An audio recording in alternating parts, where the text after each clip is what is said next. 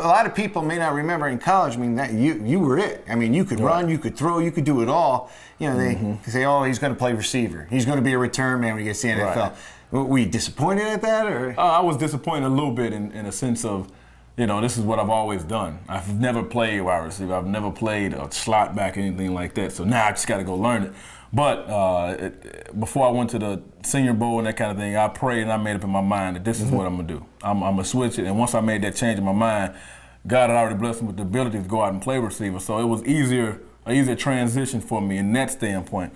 But I still missed it, of course. I still wanted to, to be, quarterback calling the shots, in command or whatever. But when I wasn't, I understand that wasn't my role, but I still get it done in wide receiver some type of way. Yeah, you do. But I got to ask you, though, as a quarterback, you know the pressure, the blind side is going to be on that left side. Right. As a wide receiver, you got a blind side everywhere. Everywhere, especially when you're stretched out trying to catch it with across the middle or wherever. If you're stretched out, somebody's coming to try to get you. So you just gotta, you take it. You need to catch it because you're gonna get hit anyway. Right. So you might as well catch it and hold on to it because you're gonna get nailed. You guys got the best therapists in the world. You got the best. But seriously, man, what does it feel like?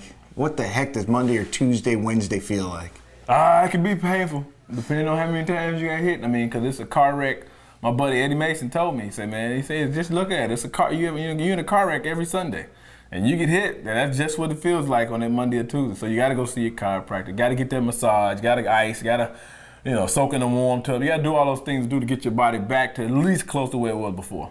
You get in the huddle, be it high school or when you were a quarterback. I guess you probably have more insight since you were a quarterback in the pros. Right. When you're listening to your quarterback and game's on the line, he's calling that play. Are they all business? Do some guys make a joke? Do they lighten up?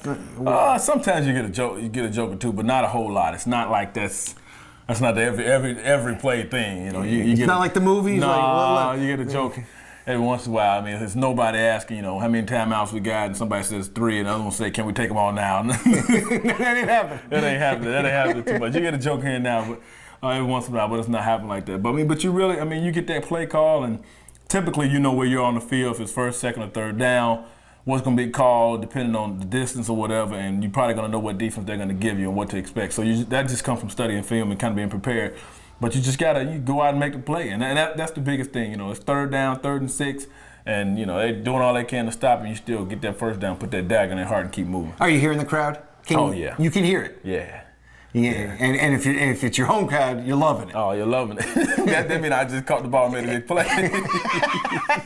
What's in your iPod, man? What are you listening to before move? I know you're very spiritual. You're very into. Is there gospel in there? Or it's just about 85-90% gospel. I got some R&B, slow stuff, love stuff with my wife, get together, stuff like that. Really, you take that to the ballpark with you? Yeah, it's in my iPod. I gotta have it. But for the most part, it's just gospel. I got some Donnie McKirkland in there. I got some Fred Hammond, some Kurt Franklin.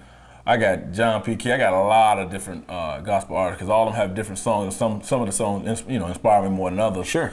But mostly it's just the gospel and Donnie McKirkland. Are you ever frowning?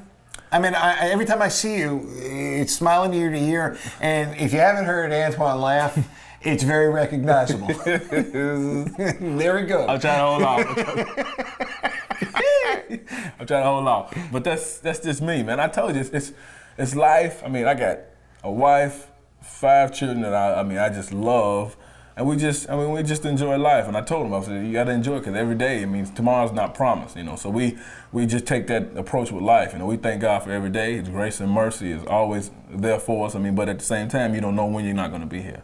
So because of that, we just try to enjoy life. He is Antwaan Randle. Be sure to check him out on mouthpiecesports.com. He's got the player page going. That's right. And Antwaan will have the camera at training camp. So we're going to be bringing his world to your world.